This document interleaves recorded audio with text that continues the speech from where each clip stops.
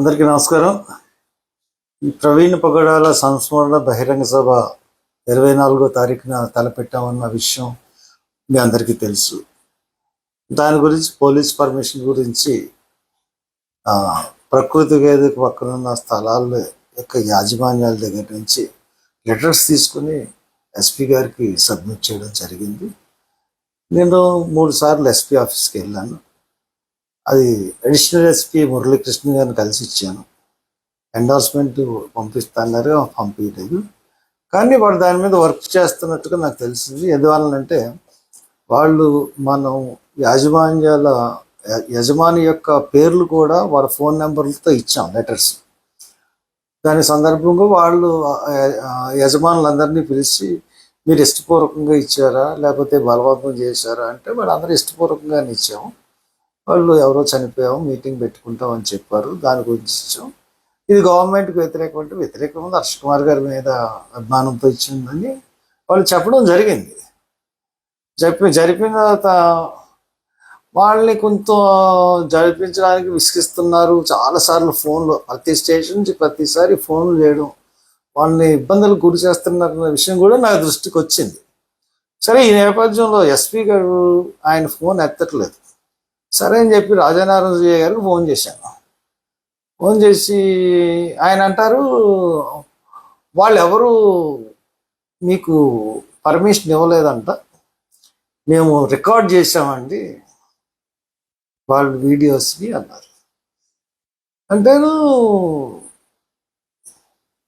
మీరు బెదిరించి ఉంటారంటే మీ పోలీస్ స్టైల్లో వాళ్ళు మనస్ఫూర్తిగా ఇవ్వడానికి ఒప్పుకొని నాకు లెటర్స్ ఇచ్చారు తప్పితే నా మీద ఉన్న వాళ్ళకి నాకున్న సంబంధం దృష్ట్యా ఇచ్చారు. ఇప్పటికిప్పుడు సంబంధం కాదు, ఎప్పటి నుంచో ఉన్న సంబంధాలు.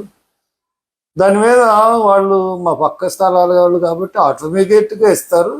మీరు ఎవరైనా బెదిరించారేమో. మొదటి నుంచి అన్ని ఏదో పనులే చేసుకుని వస్తున్నారు police department. From the beginning నుంచి కూడా అన్నీ ఏదో పనులే.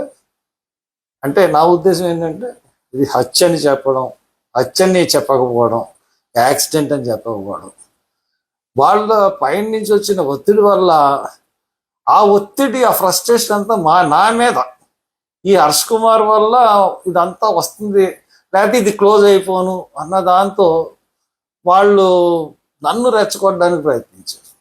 నేను చెప్పాను, ఎదవ పనులు అంటే తప్పు వాడు ఏం కాదండి, మీరు చేస్తున్నాయన్నీ ఎదవ పనులు. మీరు అక్కడి నుంచి కంప్యూటరు, ల్యాప్టాపు, ఐప్యాడ్ తీసుకొచ్చేయడం ఎదవ పని. అసలు హత్య అనుకోకుండా యాక్సిడెంట్ అని రుజువు చేయడానికి ప్రయత్నించడం ఎదవ పని. ఈ దొంగ సీసీటీవీ ఫుటేజీలు పెట్టడం ఎదవ పని. ఎన్ని ఎదవ పనులు చేస్తారంటే మీరు అమర్యాదగా మాట్లాడుతున్నారు పోలీస్ డిపార్ట్మెంట్. నేనేం అమర్యాదగా మాట్లాడలేదు. మీరు ఇప్పుడు చెప్తున్నాను, మీరు చేస్తున్న ఎదవ పనులు. మీరు అన్నీ న్యాయంగా వెళ్ళట్లేదు, మీరు అన్ని ఎదవ పనులే చేస్తున్నారు. ఫ్రమ్ ది బిగినింగ్ నుంచి ఈ కేసులో ఎదవ పనులే చేస్తున్నారు. అన్నీ నేను కూడా గట్టిగా రెట్టించాను. మీరు చాలా అమర్యాదగా మాట్లాడుతున్నారు. ఆయన ఫోన్ పెట్టేశారు. ఆయన ఫోన్ పెట్టేస్తే నాకు లాభం లేదు, నాకు నష్టం లేదు. కానీ మాకు గ్రౌండ్ పర్మిషన్ కావాలి. నాకు కావాల్సింది పోలీస్ దగ్గర నుంచి. ఎందువల్లంటే లాస్ట్లో అడ్డుకుంటారు, లేకపోతే లాస్ట్లో నన్ను అరెస్ట్ చేస్తారు. నన్ను అరెస్ట్ చేసినా అడ్డుకున్నా, మొన్న ఏం జరిగింది, నన్ను అరెస్ట్ చేశారు. 25,000 మంది వచ్చి పోలీసులు అలా గెంటుకుంటూ తీసుకెళ్ళి అక్కడ ప్రవీణ్ పగడాల ఎక్కడైతే దేహం దొరికిందో అక్కడే ఎలుగెత్తులేసి ప్రార్థన చేశారు. ఇప్పుడు కూడా బహిరంగ సభ ఆగదు, ఖచ్చితంగా జరుగుతుంది.